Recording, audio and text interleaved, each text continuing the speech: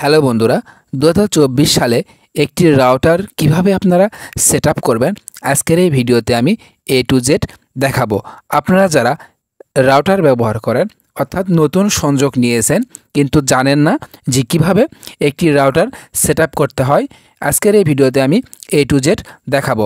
অথবা যারা router reset দিয়েছে কিন্তু সেই রাউটার কানেক্ট করতে পারতেছেন না, সেট আপ করতে পারতেছেন না, তো কিভাবে সেট আপ করবেন A to Z আজকের এই ভিডিওতে আমি বিস্তারিত দেখাবো। তো আজকে আমি যে রাউটারটি সেট আপ করবো সেই রাউটারটি হচ্ছে টেন্ডা।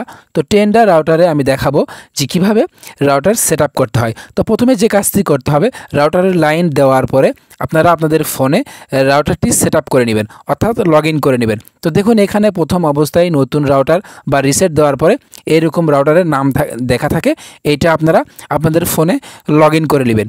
লগ ইন করে নেওয়ার পরে আপনার হাতে থাকা ফোনের যে ক্রোম ব্রাউজার আছে বা যে কোনো একটি ব্রাউজার ওপেন করবেন। তো চলুন, ক্রোম ব্রাউজারে আসার পরে আমরা এখান থেকে সার্চ বারে লিখব 192.168.0.1।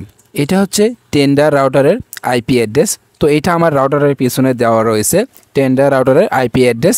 তো আমি এটাই লিখে সার্চ করলাম। তো এটা লিখে সার্চ করার পরে যদি না হয় তাহলে আপনারা রাউটারের ব্যাক সাইডে দেখবেন, তাহলে আইপি অ্যাড্রেসটি পেয়ে যাবেন। তো এখান থেকে পরবর্তী যে ট্যাবটি এসেছে এখানে দেখুন কানেকশন টাইপ সিলেক্ট করতে বলতেছে। তো এখান থেকে কানেকশন টাইপ সিলেক্ট করার জন্য আপনার যে কাজটি করতে হবে, আপনি যাদের থেকে এই ওয়াইফাই লাইনটি নিয়েছেন বা এই কানেকশনটি নিয়েছেন তাদের থেকে আপনারা তাদের ইউজার নেম এবং পাসওয়ার্ডটি নিয়ে নেবেন।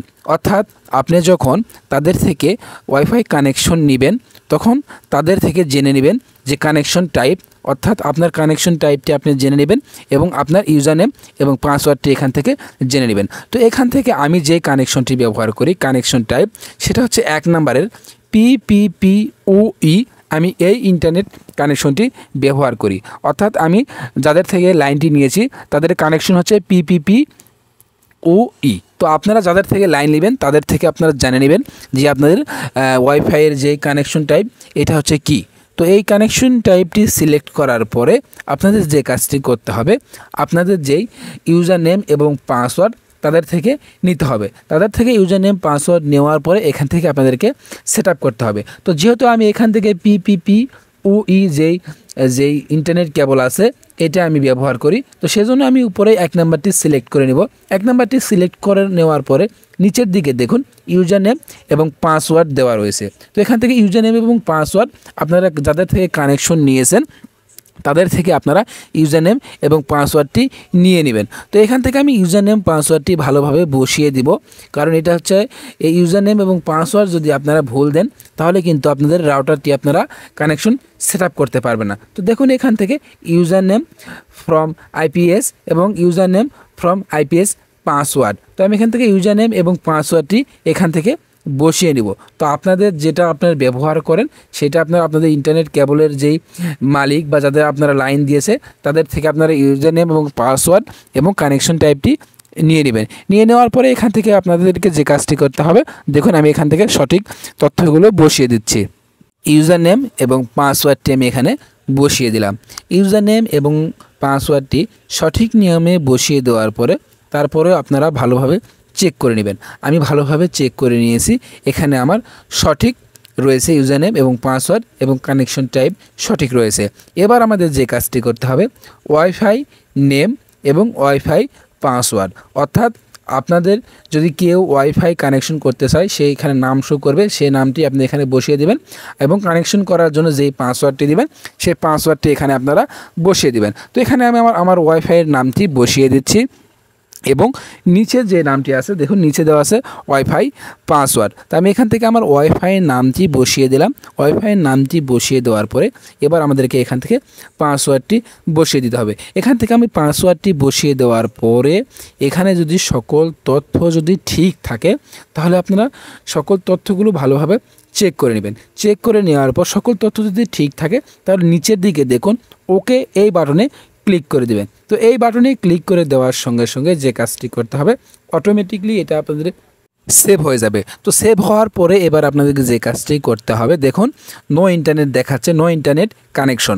এবার আমরা উপর থেকে আমাদের যে রাউটারটি আছে এটা আমরা আমাদের ফোনে লগ ইন করবো। তো লগ ইন করার জন্য উপর থেকে আমাদের যে শাটারটি আছে টেনে দিব। টেনে দেওয়ার পরে এখান থেকে আমাদের যে দেখুন রিপন ওয়াইফাই, এখান থেকে আমাদের পাসওয়ার্ড দিয়ে আমরা এখান থেকে আমাদের ওয়াইফাইটি কানেকশন করে নেব। তো কানেকশন করে নেওয়ার পরে আসলে দেখি আমাদের সেট আপ হয়েছে কি না। তো এটা চেক করার জন্য আমরা সরাসরি ইউটিউবে যাব। তো দেখুন ইউটিউবে যাওয়ার সঙ্গে সঙ্গে এটা আমাদের এখান থেকে চলে এসেছে। তো বন্ধুরা, আপনারা এভাবে সঠিক নিয়মে এবং সঠিক পদ্ধতিতে যে কোনো রাউটারের আপনারা রিসেট দেওয়ার পরে বা কানেকশন নেওয়ার পরে আপনারা সেট আপ করতে পারবেন। তো দেখুন এখান থেকে আমি সরাসরি এখান থেকে আবারও আমি ক্রোম ব্রাউজারে আসার পরে আমার যে আইপি অ্যাড্রেসটি আছে টেন্ডার রাউটারে, টেন্ডার F6 রাউটারে, এটা আমি লিখে সার্চ করলাম। দেখুন সঙ্গে সঙ্গে আমাদের কানেকশনটি এখান থেকে শু করতেছে। তো এখান থেকে শু করার পরে আপনারা কিন্তু এখান থেকে আপনাদের যেই অ্যাডমিন পাসওয়ার্ড ম্যাক ফিল্টারিং এটা করে নেবেন, যাতে করে যদি কেউ আপনার ওয়াইফাইয়ের পাসওয়ার্ড যদি জেনেও থাকে তাহলে কিন্তু সে লগ ইন করতে পারবে না, লগ ইন করতে পারলেও কিন্তু চালাতে পারবে না। তো দেখুন বন্ধুরা, আমি আজকে আপনাদেরকে সঠিক নিয়মে এবং সঠিক পদ্ধতিতে একটি ওয়াইফাইয়ের রাউটার রিসেট দেওয়ার পরে অথবা নতুন কানেকশন নেওয়ার পরে কিভাবে সেট আপ করতে হয়। আর ভিডিওটি যদি আপনাদের ভালো লাগে অবশ্যই আমাদের ইউটিউব চ্যানেলটিকে সাবস্ক্রাইব করবেন এবং পাশে থাকা বেল আইকনটি প্রেস করে রাখবেন, যাতে করে এরকম নতুন নতুন ইন্টারেস্টিং ভিডিও আপনারা সবার আগে দেখতে পারেন। ধন্যবাদ।